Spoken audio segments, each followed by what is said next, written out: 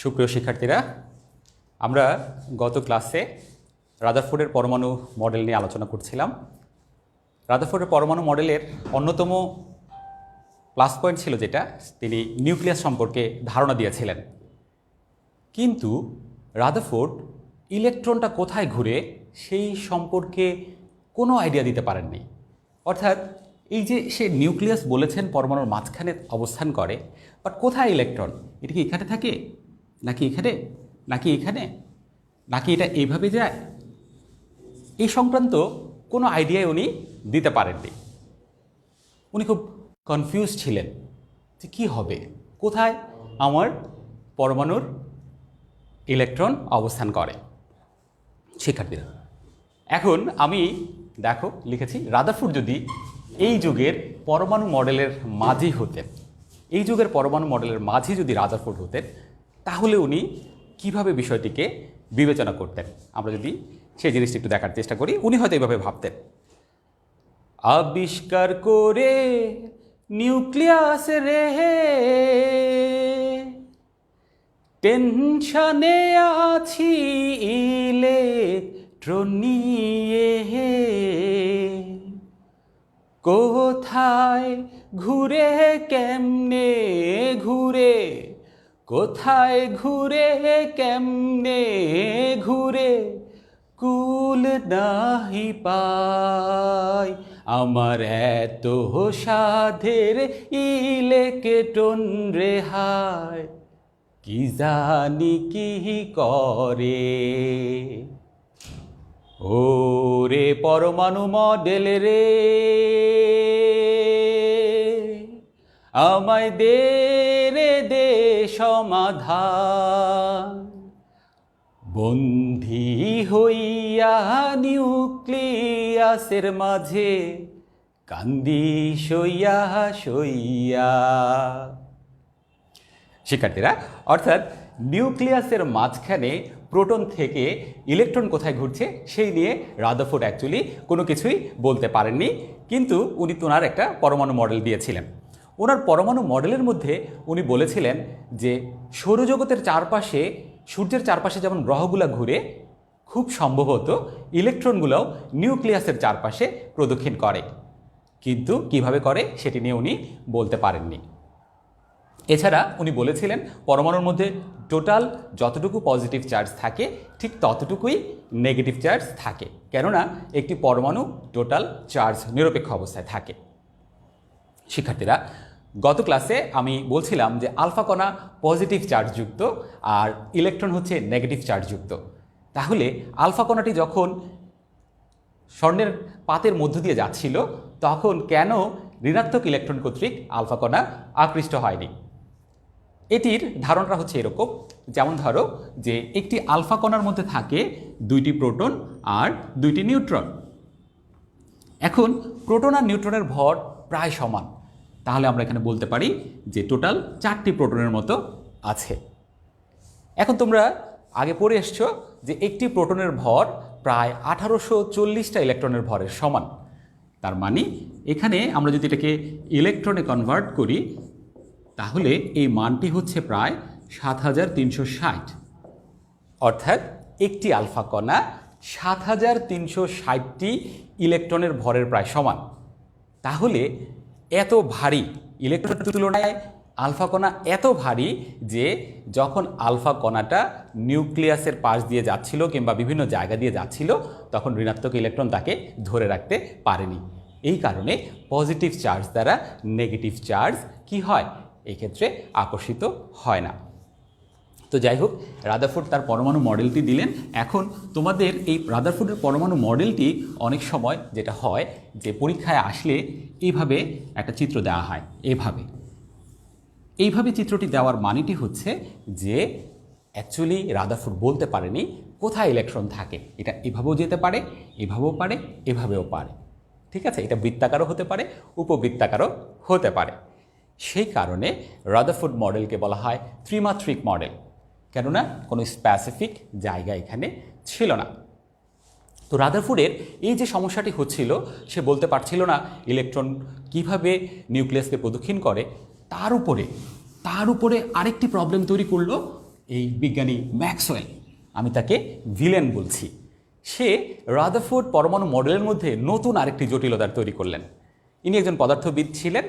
এই ভদ্রলোক বললেন যে ফিজিক্সের ধারণা অনুযায়ী, ক্লাসিক্যাল মেকানিক্সের ধারণা অনুযায়ী, যখন কোনো চার্জিত কণা বৃত্তাকার পথে ঘুরতে থাকে তখন সেই চার্জিত কণা তার পরিধিটা ছোট হতে থাকে। অর্থাৎ ইলেকট্রনটা যদি এভাবে ঘুরতে থাকে তাহলে তার পরিধি আস্তে আস্তে ছোট হবে। এই পরিধি যদি আস্তে আস্তে ছোট হতে থাকে তাহলে একসময় সে নিউক্লিয়াসে এসে পতিত হওয়ার কথা। কিন্তু পজিটিভ ও নেগেটিভ চার্জ তো একসাথে অবস্থান করে না, এটি তো আমরা জানি। তাহলে এই ম্যাক্সওয়েলের কথাটিকে রাদারফোর্ড আরও ব্যাখ্যা দিতে পারলেন না, অর্থাৎ মরার উপর খরার ঘা। একেতে তিনি বলতে পারছিলেন না কোথায় ইলেকট্রন থাকে, তার উপরে ম্যাক্সওয়েলের এই তত্ত্বটিকে উনি কোনোভাবেই ব্যাখ্যা দিতে পারছিলেন না। তো ঘটনাটা ছিল 1911 সালের ঘটনা। পরবর্তীতে 1912 সালে এসে বিজ্ঞানী বোর উনি এটা নিয়ে বেশ চিন্তাভাবনা করতে লাগলেন যে পরমাণু মডেলের মধ্যে কি কারেকশান আনা যায়। অবশেষে উনি 1913 সালে এসে এই পরমাণু মডেলের মধ্যে কারেকশান আনলেন। শিক্ষার্থীরা, উনি কীভাবে কারেকশানটি আনলেন? বিজ্ঞানী বোর পরমাণু মডেলের কারেকশান আনার জন্য আরেকজন সায়েন্টিস্টের একটি ধারণাকে কাজে লাগিয়েছেন, যার নাম হচ্ছে ম্যাক্স প্ল্যাঙ্ক। অর্থাৎ ম্যাক্স প্ল্যাঙ্কের একটি ধারণাকে কাজে লাগিয়ে পরবর্তীতে বিজ্ঞানী বোর রাদারফোর্ড পরমাণু মডেলের মধ্যে সংশোধন আনলেন। ম্যাক্স প্ল্যাঙ্কের একটি যুগান্তকারী থিওরি হচ্ছে কোয়ান্টাম তত্ত্ব। তাহলে আমাদের এই পরমাণু মডেলের কারেকশানের জন্য পরবর্তীতে যেই ঘটনাটি আসলো সেটি হচ্ছে যে প্ল্যাঙ্কের কোয়ান্টাম তত্ত্ব। প্ল্যাঙ্কের কোয়ান্টাম তত্ত্ব, এই বিষয়টি আমরা যদি একটু সহজে বুঝতে চাই তাহলে আমি দুইটা চিত্র আঁকছি ছোট্ট করে। দেখো, ধরো এটা একটা বস্তু, এই বস্তুটা হচ্ছে এক্স এবং এটি হচ্ছে আরেকটি বস্তু, এই বস্তুটির নাম হচ্ছে ওয়াই। ম্যাক্স প্ল্যাঙ্ক বললেন একটা বস্তু থেকে বিচ্ছিন্নভাবে অবিরত কিছু কণাধর্মী জিনিস বের হয়। যেমন আমি যদি এইভাবে দেখাই, এভাবে কণাধর্মী জিনিস বের হতে থাকবে, প্রত্যেকটা বস্তু থেকেই এভাবে বের হয়, এটা থেকেও বের হবে। তাহলে প্ল্যাঙ্ক কি বললেন? যে কোনো বস্তু থেকে বিচ্ছিন্নভাবে আমার কণাধর্মী কিছু জিনিস বের হয়, এটার নাম দিলেন উনি ফোটন। প্রোটন না কিন্তু শিক্ষার্থীরা, এটা হচ্ছে ফোটন, PHOTON। কোনো বস্তু থেকে বিচ্ছিন্নভাবে কিছু জিনিস বের হয় যার নাম দিলেন উনি ফোটন। এই ফোটনের একটা শক্তি আছে, উনি বললেন যে এই প্রত্যেকটি ফোটনের শক্তি তার কম্পাঙ্কের সমানুপাতিক। মনে রাখবে, এটাকে বলা হয় নিউ। বইয়ের মধ্যে এটা এইভাবে লেখে, আমরা লেখার সময় এটাকে একটু উপরের দিকে তুলে দেই, কেননা ভি এর সাথে এটাকে পার্থক্য করার জন্য এই কাজটি করা হয়ে থাকে। তাহলে উনি বললেন যে এই যে জিনিসগুলো বের হচ্ছে তার একটি কম্পাঙ্ক আছে এবং এটি তার এনার্জি সমানুপাতিক, বা এনার্জি তার কম্পাঙ্কের সমানুপাতিক। পরবর্তীতে উনি এখানে বললেন এই সমানুপাতিক ধ্রুবকটি প্লাঙ্কস ধ্রুবক, যেটাকে এইচ নামে আখ্যায়িত করলেন। অর্থাৎ প্রতিটি ফোটনের শক্তি হচ্ছে এইচ নিউ। এখানে এটার শক্তি এইচ নিউ, এটা এইচ নিউ, এটা এইচ নিউ, এটা এইচ নিউ, এবার প্রত্যেকটা শক্তি হচ্ছে এইচ নিউ, এবং এগুলো অবিরামভাবে না, মানে নিরবিচ্ছিন্নভাবে না বের হয়ে বিচ্ছিন্নভাবে বের হচ্ছে। অর্থাৎ এটা থেকে ধরো 1 লক্ষ এইচ নিউ বেরোতে পারে, 1 লক্ষ ফোটন বেরোতে পারে, প্রতিটার শক্তি এইচ নিউ করে 1 কোটি ফোটন বেরোতে পারে। কিন্তু এই মানটি কখনো ভগ্নাংশে হবে না, অর্থাৎ এটি কখনো এমন হবে না যে 101.5 এরকম হবে না, ভগ্নাংশে কখনো মানটি হবে না। আবার এই বস্তুটি থেকেও কি হবে? ফ্রিকোয়েন্সি বের হবে। এই বস্তুটির ফ্রিকোয়েন্সিও তার এনার্জির সমানুপাতিক এই ক্ষেত্রে E equal to H new prime. আমি ওইটাকে নিউ ধরেছি, এটাকে আমরা নিউ প্রাইম ধরছি। ঠিক আছে, আলাদা আলাদা বস্তু থেকে আলাদা আলাদা ফ্রিকোয়েন্সি বের হচ্ছে, তাদের প্রত্যেকেরই কি আছে, শক্তি আছে। এই ক্ষেত্রে একটি ফোটনের শক্তিকে বলা হয় এক কোয়ান্টাম। এটাকে কি বলে শিক্ষার্থীরা, আমি একটু এখানে লেখার চেষ্টা করি। একটি ফোটনের শক্তিকে উনি নাম দিলেন এক কোয়ান্টাম। কোয়ান্টাম, এটার বহুবচন হচ্ছে কোয়ান্টা। তার মানে যে কোনো বস্তু থেকে অসংখ্য কোয়ান্টা ফোটন বের হচ্ছে। আচ্ছা, এখন এই ধারণাটিকে আরেকটু সহজভাবে বোঝানোর জন্য উনি মইয়ের বিভিন্ন স্টেপের সাথে এটিকে তুলনা করলেন। আচ্ছা, মইয়ের স্টেপ কি জিনিস? ধরো আমি যদি এখানে একটা মই আঁকি, এখানে মইয়ের মধ্যে বিভিন্ন স্টেপ আছে। তোমরা সবাই মই দেখেছো। মই দিয়ে আমরা সাধারণত গ্রাম অঞ্চলে এগুলো এখন ভালো দেখা যায়। এই মই দিয়ে আমরা কি করি, এটা দিয়ে স্টেপ বাই স্টেপ উপরে উঠতে পারি।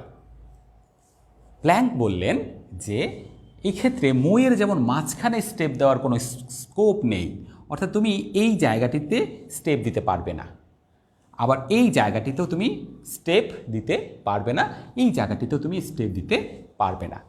তাহলে মইয়ের যেমন মাঝখানে স্টেপ দেওয়ার জায়গা নেই, তার কিছু স্পেসিফিক সুনির্দিষ্ট জায়গায় স্টেপ দিতে হয়।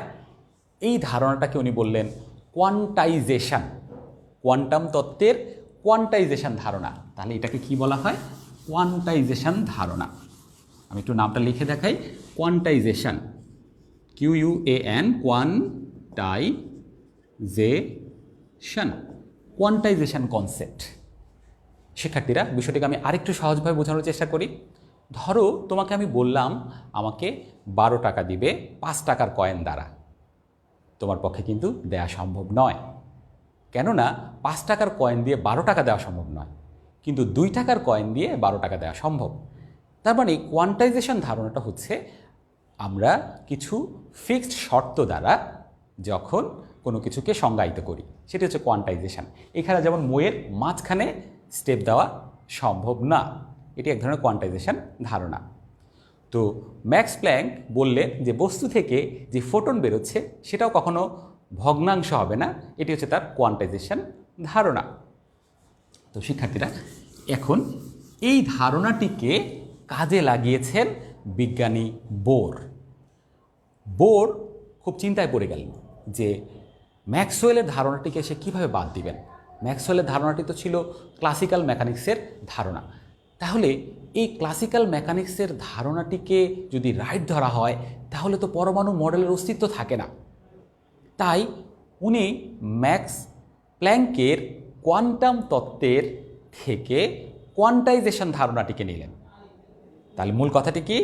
প্ল্যাঙ্কের কোয়ান্টাম তত্ত্বের কোয়ান্টাইজেশন ধারণা দ্বারা বিজ্ঞানী বোর নতুন করে 1913 সালে আবার একটি পরমাণুর মডেল দিলেন। এক্ষেত্রে বলে রাখি, ম্যাক্স প্ল্যাঙ্ক 1900 সালে এই তার কোয়ান্টাম তত্ত্বের ধারণাটির প্রবর্তন করেছিলেন। তো বোর কি বললেন? বোর এইভাবে কিছু অনুমোদিত কক্ষপথের কথা বললেন, যেই অনুমোদিত কক্ষপথের মধ্যে ইলেকট্রনগুলো অবস্থান করে। এক্ষেত্রে প্রথম কক্ষপথকে দিলেন নাম কে, পরেরটা এল, পরেরটা এম, এভাবে। অর্থাৎ বোর বললেন ইলেকট্রন নিউক্লিয়াসের চারপাশে কিছু স্থির অনুমোদিত কক্ষপথে কন্টিনিউয়াসলি ঘুরতে থাকে, বৃত্তাকার পথে ঘুরতে থাকে। তার মানে রাদারফোর্ডের যে পরমাণু মডেল ছিল সেই মডেলের নিউক্লিয়াস ধারণাটি কিন্তু বিজ্ঞানী বোর রেখেছিলেন। পরবর্তীতে উনি বললেন সেই নিউক্লিয়াসের চারপাশে দ্বিমাত্রিকভাবে কিছু অনুমোদিত কক্ষপথে ইলেকট্রন থাকে, আর এই অনুমোদিত কক্ষপথগুলোর মাঝখানের যে অঞ্চলগুলো আছে, যেমন এই অঞ্চলগুলো, এগুলাকে উনি নাম দিলেন নিষিদ্ধ অঞ্চল। নিষিদ্ধ অঞ্চল, অর্থাৎ এই অঞ্চলে ইলেকট্রনের প্রবেশাধিকার নিষিদ্ধ। তাহলে এটি এক ধরনের কোয়ান্টাইজেশন ধারণা যে ইলেকট্রন শুধুমাত্র এই নির্দিষ্ট অঞ্চলগুলোতে থাকবে, এর আগেও না পরেও না। আর এই অঞ্চলগুলোতে থেকে সে সবসময় পরমাণুকে প্রদক্ষিণ করতে থাকবে বৃত্তাকারভাবে, এবং এটাকে উনি নাম দিলেন স্থির কক্ষপথ। শিক্ষার্থীরা, এখানে তোমাকে কনফিউজ করার জন্য শিক্ষক তোমাকে একটি প্রশ্ন করতে পারেন, স্থির কক্ষপথে ইলেকট্রন স্থির থাকে কি? আনসার হচ্ছে না। স্থির কক্ষপথে কন্টিনিউয়াসলি ইলেকট্রন ঘুরতে থাকে। তাহলে কেন একে স্থির কক্ষপথ বলা হচ্ছে? কারণ সে যেই অঞ্চলটা জুড়ে ঘুরছে সেই অঞ্চলটা স্থির। অঞ্চলটা স্থির, ওই অঞ্চলটাকে আমি বলছি স্থির কক্ষপথ, কিন্তু ইলেকট্রন স্থির থাকে না। তার মানে কথার মধ্যে একটা মারপ্যাচ আছে। ইলেকট্রন স্থির থাকে না, বাট কক্ষপথটা স্থির থাকে, বা একটা নির্দিষ্ট জায়গায় সর্বদা ইলেকট্রন গতিশীল থাকে। এখন তুমি বলতে পারো যে এটা গতিশীল থাকার দরকারটা কি? বিষয়টা হচ্ছে পরমাণুর নিউক্লিয়াসে থাকে কি ধনাত্মক চার্জ। যদি ইলেকট্রন চুপচাপ বসে থাকতো তাহলে ধনাত্মক চার্জের তীব্র আকর্ষণে ইলেকট্রন কেন্দ্রে চলে আসার একটা সম্ভাবনা কাজ করত। তাহলে প্রথম ধারণাটা হচ্ছে স্থির কক্ষপথের ধারণা। দ্বিতীয় ধারণা হচ্ছে কৌণিক ভরবেগের ধারণা। কৌণিক ভরবেগ। আচ্ছা, কৌণিক ভরবেগ এই জিনিসটা কি? খেয়াল করো, যখন কোনো বিন্দুকে কেন্দ্র করে কোনো বস্তু কন্টিনিউয়াসলি একটা নির্দিষ্ট সময় পর পর ওই বিন্দুটিকে অতিক্রম করবে, তখন এইটাকে বলা হয় কৌণিক বেগ। যেমন এখানে এই নিউক্লিয়াসের এই বিন্দুটাকে বা এই অঞ্চলটাকে ফিক্স রেখে এখানের ইলেকট্রন, ধরো এখানে একটা ইলেকট্রন আছে, সেই ইলেকট্রন যদি কন্টিনিউয়াসলি একটা নির্দিষ্ট সময় পর পর একই বিন্দু অতিক্রম করতে থাকে, তখন তার মধ্যে কৌণিক বেগের সৃষ্টি হবে। কারণ দেখো, সে এই জায়গাটায় যখন ছিল, একটা নির্দিষ্ট সময় পর আবার এই জায়গাটায় আসে, একটা নির্দিষ্ট সময় পর আবার এই জায়গাটাতে আসে। তাই এক্ষেত্রে আমরা কৌণিক বেগ পাবো। ঘড়ির কাঁটা, সেকেন্ডের কাঁটা, ঘন্টার কাঁটা, মিনিটের কাঁটা, এগুলো সবগুলোর ক্ষেত্রে কৌণিক বেগ আছে। তাহলে উনি বললেন যে ঘূর্ণায়মান ইলেকট্রনের একটা নির্দিষ্ট কৌণিক ভরবেগ থাকে। কৌণিক ভরবেগের মান তোমরা যদি ফিজিক্স থেকে দেখো, এটা রাশিমালা আসে mvr। এটা উনি বললেন h/2π এর পূর্ণ গুণিতক, অর্থাৎ nh/2π, যেখানে n এর মান 1 2 3 4 ইত্যাদি। অর্থাৎ প্রথম কক্ষপথে কৌণিক ভরবেগের মান হচ্ছে h/2π, দ্বিতীয় কক্ষপথে কৌণিক ভরবেগের মান হচ্ছে 2h/2π, এভাবে। ঠিক আছে? তাহলে দেখো, এটিও কিন্তু একটি কোয়ান্টাইজেশন ধারণা। কেননা এখানে এই প্রথম কক্ষপথে সে যখন ঘুরবে, তার কৌণিক ভরবেগ কিন্তু চেঞ্জ হবে না, ফিক্সড। আবার সে একই ইলেকট্রন যদি দ্বিতীয় কক্ষপথে ঘুরতে থাকে, তাহলে সেই ক্ষেত্রেও তার কৌণিক ভরবেগের মান কিন্তু অন্য একটি মান হবে, এবং সেটিও ফিক্সড। ঠিক আছে? তার মানে প্ল্যাঙ্কের কোয়ান্টাইজেশনের যে কনসেপ্টটা, সেটা দিয়ে উনি ইলেকট্রনের কক্ষপথের অবস্থান সম্পর্কে ধারণা দিলেন, ইলেকট্রনের কৌণিক ভরবেগ সম্পর্কে ধারণা দিলেন, যে সেই ইলেকট্রন যখন নিউক্লিয়াসের চারপাশে ঘুরছে তখন সে আসলে কি বেগে, কোন কৌণিক ভরবেগে ঘুরছে সেই সম্পর্কে ধারণা দিলেন। এরপরে উনি তৃতীয় যে ধারণাটা দিলেন সেটা হচ্ছে শক্তির শোষণ এবং বিকিরণের ধারণা। শক্তির শোষণ এবং বিকিরণের ধারণা। শক্তির শোষণ এবং বিকিরণ। আচ্ছা, এই জিনিসটা কি আমরা একটু সহজে বোঝার চেষ্টা করি। শিক্ষার্থীরা, এই বিভিন্ন কক্ষপথের শক্তির মান বের করা যায়। এই মানটা ম্যাথমেটিক্যাল ক্যালকুলেশনের কারণে ঋণাত্মক আসে। আমি তোমাদেরকে সহজে বোঝানোর জন্য এই বিভিন্ন কক্ষপথের শক্তির যে মানটা, সেটাকে একটা ধনাত্মক মান দিয়ে বোঝানোর চেষ্টা করি। খেয়াল করো, ইলেকট্রনটা যখন ঘুরছে তখন সেখানে প্রত্যেকটা শক্তি স্তরে তার কি থাকে, একটা নির্দিষ্ট পরিমাণ শক্তি থাকে। আচ্ছা, আমি ধরে নেই, ধরো এই জায়গার শক্তি হচ্ছে 50 একক। আবার এল স্তরে এই মানটা হচ্ছে ধরো 70 একক। এম স্তরে এটা ধরে নাও 80 একক। অর্থাৎ ইলেকট্রনটা এইখানে থাকলে 50 একক শক্তিতে ঘুরে, দ্বিতীয়টাতে থাকলে 70 এককে, তৃতীয়টাতে থাকলে 80 এককে। এখন শক্তির শোষণ এবং বিকিরণ বলতে কি বোঝায়? প্রথমত, ইলেকট্রন যেই স্তরে অবস্থান করে সেটাকে বলা হয় ভূমি স্তর বা গ্রাউন্ড স্টেট। তার মানে যেমন হাইড্রোজেনের ইলেকট্রনটা প্রথম কক্ষপথে থাকে, এটাকে বলা হয় গ্রাউন্ড স্টেট বা ভূমি স্তর। যদি এই ইলেকট্রনকে বাহির থেকে তুমি কিছু শক্তির যোগান দিতে পারো, বাহিরের শক্তি কি হতে পারে? যে কোনো শক্তি, তাপ শক্তি হতে পারে, আলোক শক্তি হতে পারে। সহজ উদাহরণ দিই, তুমি একটা লোহা আগুনের পাশে নিলে কি হয়? গরম হয়ে যায়। কেন? কারণ ওই লোহাটি আগুনের কাছ থেকে সে একটা শক্তি অ্যাবজর্ভ করে।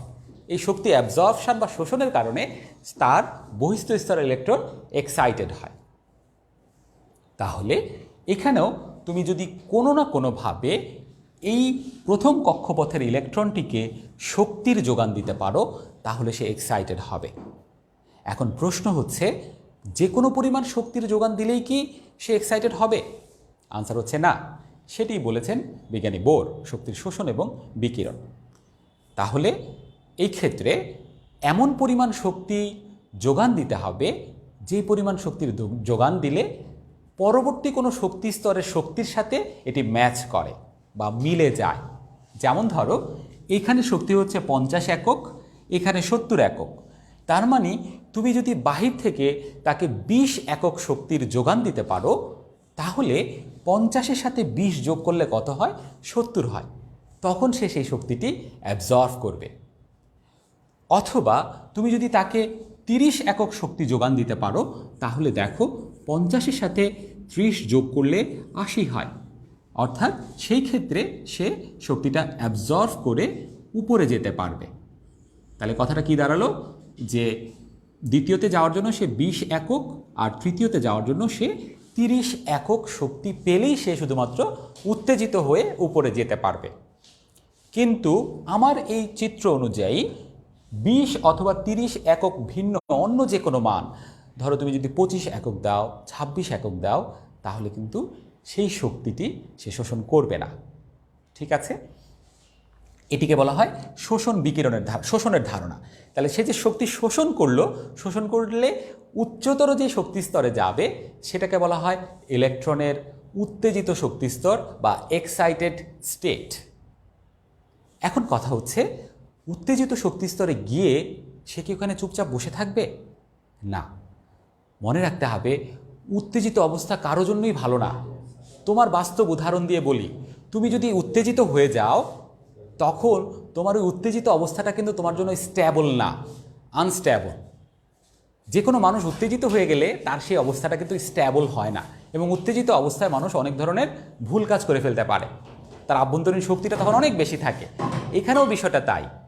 যখন সে উত্তেজিত হয়ে উপরে যায়, তখন সেটা তার স্ট্যাবল অবস্থান নয়। তখন সে উত্তেজিত অবস্থা থেকে সে পরবর্তীতে আবার ধাপে ধাপে কিংবা একবারে পুরো যেই পরিমাণ শক্তি শোষণ করেছিল সেটা ত্যাগ করতে পারে। তো সেটা ত্যাগ করে সে কি করে? যেমন ধরো, সে যদি তৃতীয় কক্ষপথে আসে, তাহলে সে 10 একক শক্তি ছেড়ে দিয়ে আবার দ্বিতীয় কক্ষপথে আসতে পারে, আবার দ্বিতীয় কক্ষপথ থেকে 20 একক শক্তি ছেড়ে দিয়ে প্রথম কক্ষপথে ফিরে আসতে পারে। এটি এক ধরনের ঘটনা ঘটতে পারে। আরেকটি ঘটনা হচ্ছে যে সে তৃতীয় কক্ষপথ থেকে সরাসরি 30 একক শক্তি ছেড়ে দিয়ে প্রথম কক্ষপথে চলে আসতে পারে। তার মানে উত্তেজিত অবস্থা থেকে যখন কেউ শক্তি ছেড়ে দিয়ে নিম্ন কোনো শক্তি স্তরে ফিরে আসে, তখন সেটাকে বলা হয় শক্তির বিকিরণ।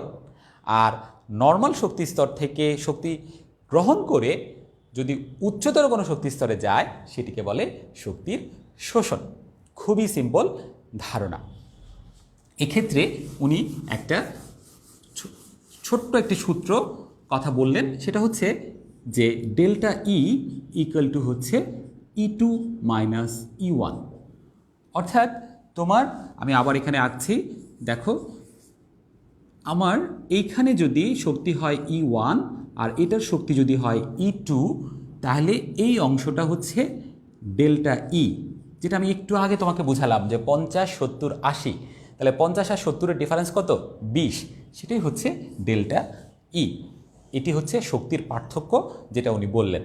পাশাপাশি উনি বললেন যে এই ডেল্টা ইকে আমরা চাইলে আবার লিখতে পারি H new equal to E2 minus E1, কারণ ডেল্টা ই কি এক ধরনের শক্তি। আর ওই যে ম্যাক্স প্ল্যাঙ্ক বলেছেন E equal to H new, এই কথাটিকে সরাসরি এখানে কাজে লাগানো হচ্ছে। আবার তুমি চাইলে এটাকে লিখতে পারো H C by lambda equal to E2 minus E1। খেয়াল করো, আমরা একটা সূত্র পড়ে এসেছি, সেটা ছিল V equal to F lambda. ফিজিক্সে তোমরা এই ধরনের একটা সূত্র 9-10 পড়ে এসছো। ভি হচ্ছে বেগ, এফ হচ্ছে কম্পাঙ্ক, ল্যামডা হচ্ছে তরঙ্গ দৈর্ঘ্য। যদি সেটা আলো কিংবা অন্য কোনো তড়িৎচুম্বকীয় বিকিরণ হয়, তখন মনে রাখবে ভি এর জায়গায় আমরা লিখব সি, এফ এর জায়গায় লিখব নিউ, ল্যামডার জায়গায় ল্যামডা। তার মানে কথাটা কি দাঁড়ালো যে তড়িৎচুম্বকীয় বিকিরণের বেগকে ভি দ্বারা এবং কম্পাঙ্ককে নিউ দ্বারা প্রকাশ করা হয়। এছাড়া পৃথিবীর আর অন্য যে কোনো বেগ কিংবা কম্পাঙ্ককে, বেগকে ভি দ্বারা, কম্পাঙ্ককে এফ দ্বারা। এই যে আমি কথা বলছি, আমার একটা ফ্রিকোয়েন্সি তৈরি হচ্ছে, এটিও এফ দ্বারা প্রকাশ করতে হবে। পুকুরে ঢিল ছুড়লে সেখানে আমরা ঢেউ দেখতে পাই, সেখানেও একটা কম্পাঙ্ক থাকে, সেটাকেও তোমার এফ দিয়ে প্রকাশ করতে হবে। যে কোনো কিছুর ফ্রিকোয়েন্সি হচ্ছে এফ, শুধুমাত্র আলো কিংবা তড়িৎচুম্বকীয় বিকিরণের ক্ষেত্রে সেটি কি হবে? সেটি হবে আমার নিউ, ফ্রিকোয়েন্সি হচ্ছে নিউ। তো এইভাবে বিজ্ঞানী বোর তার পরমাণু মডেলটি দাঁড় করালেন। কিন্তু এই পরমাণু মডেলের মধ্যেও ঝামেলা ছিল। 1913 সালে উনি তার এই পরমাণু মডেলটি দিলেন। খেয়াল করো, 1913 সালে।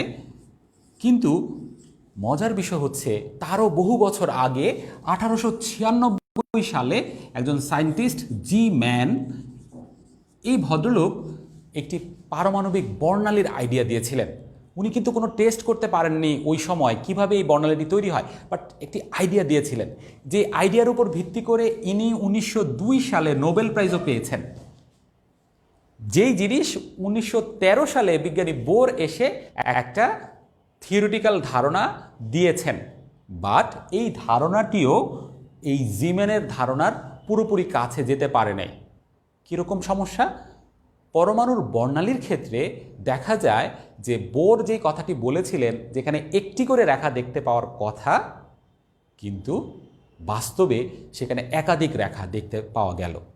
তোমরা নিশ্চয়ই জানো যে বিভিন্ন কক্ষপথে এস, পি, ডি, এফ উপশক্তি স্তর থাকে। এই উপশক্তি স্তরের ধারণাগুলো পরবর্তীতে এসেছিল। তাহলে বিজ্ঞানী বোর এই নিয়ে কিন্তু কোনো আইডিয়া দিতে পারেননি।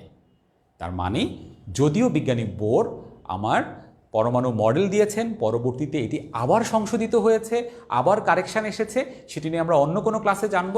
আপাতত আমরা জানলাম যে রাদারফোর্ড পরমাণু মডেলের যে মূল প্রবলেমটি ছিল, সেই ইলেকট্রন কোথায় থাকে এবং কৌণিক ভরবেগ কিংবা শক্তির শোষণ বিকিরণ, এই ধারণাগুলো আমরা জানলাম যে বিজ্ঞানী বোরের মাধ্যমে কারেকশান হয়েছে। তোমাদের কিন্তু পরীক্ষায় বোর এবং রাদারফোর্ড পরমাণু মডেলের তুলনা এই ধরনের একটা প্রশ্ন সিকিউতে প্রায় আসে। শিক্ষার্থীরা মনে রাখবা, তুলনা বললে সেই ক্ষেত্রে কিন্তু সাদৃশ্য এবং বৈসাদৃশ্য দুইটাই লিখতে হবে। সাদৃশ্যর মধ্যে কিন্তু আছে নিউক্লিয়াসের কথা দুজনই সেম বলেছেন, আর অধিকাংশটাই ছিল বোর এবং রাদারফোর্ডের বৈসাদৃশ্য।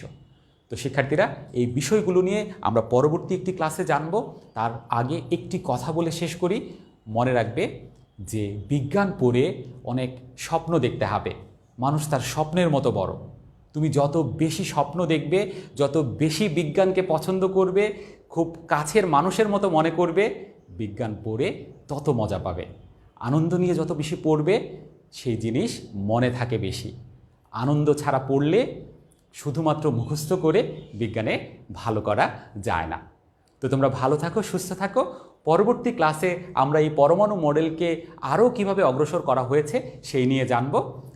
আজকে এই পর্যন্তই। আসসালামু আলাইকুম।